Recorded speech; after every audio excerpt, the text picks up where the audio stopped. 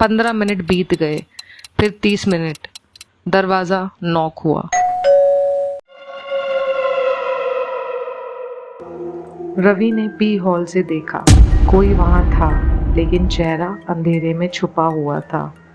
दरवाज़ा खोला, room service का स्टाफ था, लेकिन यूनिफॉर्म पे नाम टैग नहीं था और आंखों में कुछ बेजान सा था। उसने ट्रे अंदर रख दी, बिना कुछ बोले सिर्फ एक लाइन बोली, खा लीजिए जब तक गर्म है। फिर बिना पलटकर सीधा चला गया। नेहा ने चौंक कर कहा, कितना अजीब सा माहौल है यहाँ का और कितने अजीब से लोग हैं, मुझे बहुत वियर्ड वाइब दे रहे हैं। रवि ने नेहा को समझाते हुए कहा, अरे ये इन लोगों के नाटक हैं सारे। नेहा ने हैरानी से पूछा, कैसा नाटक? रवि ने कहा, देखो मैं बताता हूँ, ये होटल बहुत पुराना है, इसका जो ऑनर होगा वो बहुत अमीर होगा और मैं 100% श्योर हूँ कि वो आउट ऑफ कंट्री में कहीं रहता होगा। उसने इन लोगों को यहाँ सैलरी पे रखा हुआ है। अब जब सर पे मालिक नहीं है और सैलरी हर मंथ फ्री में इनके अकाउंट में आ ही जाती होगी, तो कौन मेहनत करे कस्टमर सर्विस और रूम सर्विस पर? नेहा ने रवि की बातों को समझते हुए हाँ में सर हिलाया। फिर दोनों ने साथ में डिनर किया।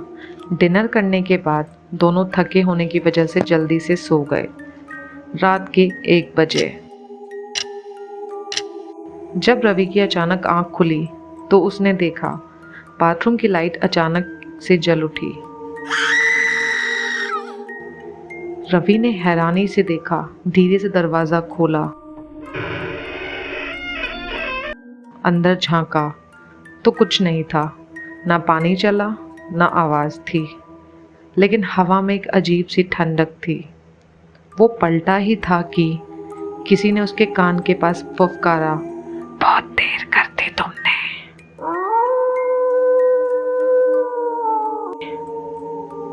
रवि का रंग उड़ गया।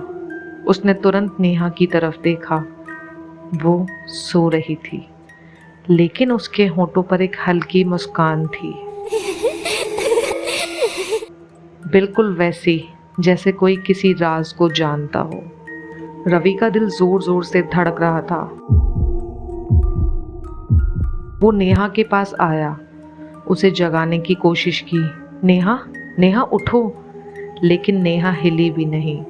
उसके हाथ ठंडे थे, बहुत ठंडे।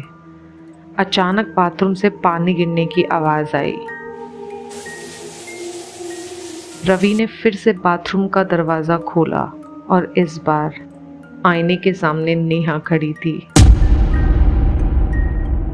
वही नेहा जो अभी बेड पर लेटी थी। उसकी आंखें सीधा रवि को देख रही थी और उसके होठों ने सिर्फ एक लफ्ज निकाला, भाग जाओ। पीछे से आवाज आई, वक्त खत्म हो गया है। और अचानक से रवि बहुत तेज चिल्लाया। ये सुनकर बिस्तर पर पड़ी नेहा उठ गई और बोली, क्या हुआ रवि, कोई बुरा सपना देखा क्या? नेहा की आवाज़ सुनकर रवि को थोड़ा होश आया।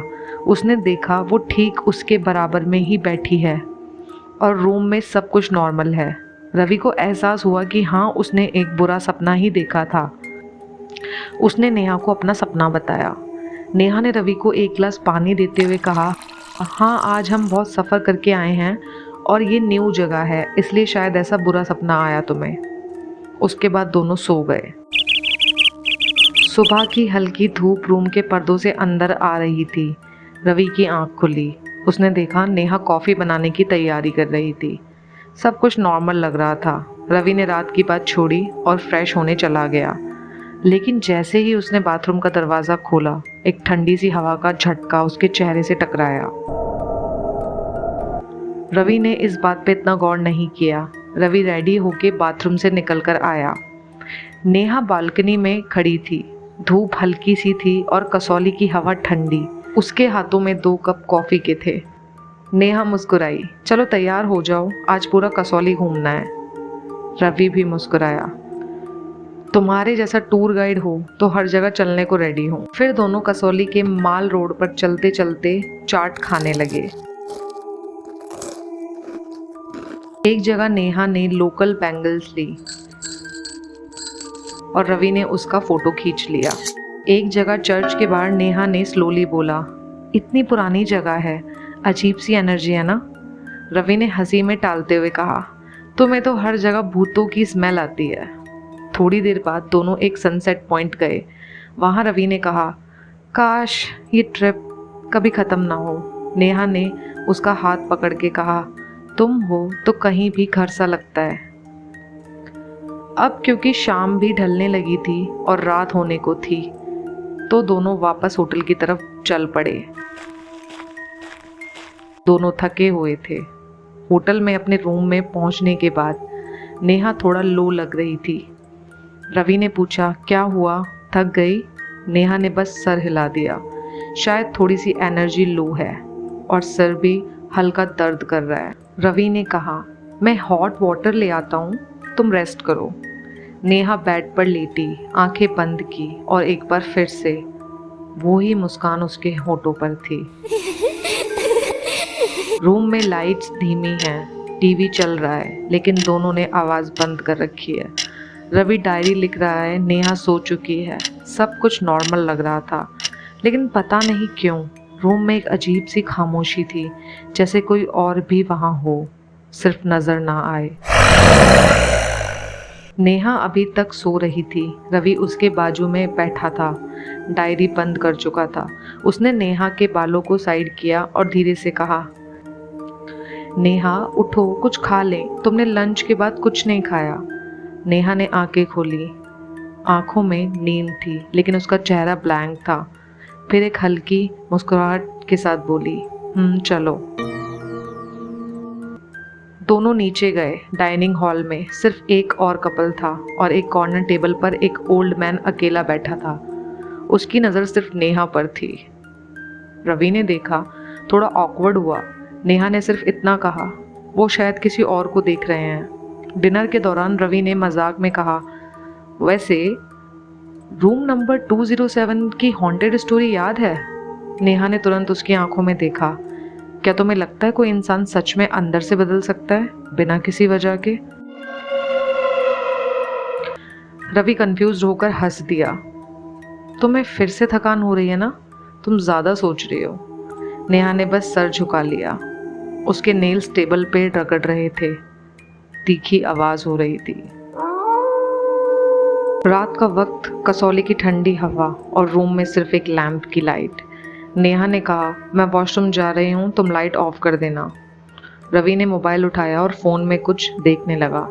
5 मिनट बीत गए, 10 मिनट बीत गए। वॉशरूम से अब तक नेहा नहीं निकली।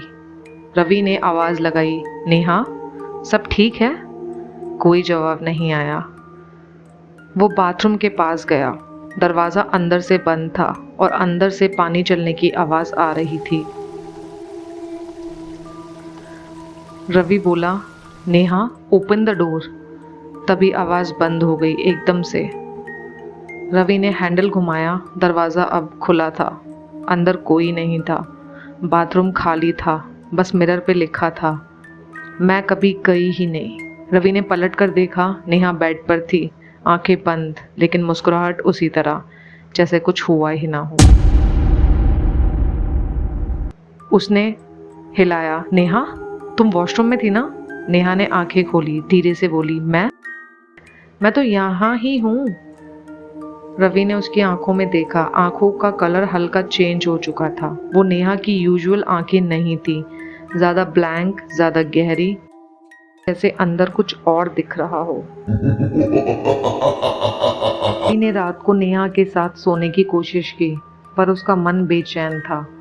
उसने देखा नेहा सीधा सीलिंग की तरफ देख रही है, आंखें खुली हुई हैं, बिल्कुल झिलमिलाए बिना। वो बोली नहीं, बस धीरे से अपना होंठ हिलाया और कुछ अजनबी जुबान में कुछ बोलती रही। रवि उठकर बैठ गया। नेहा तुम ठीक हो?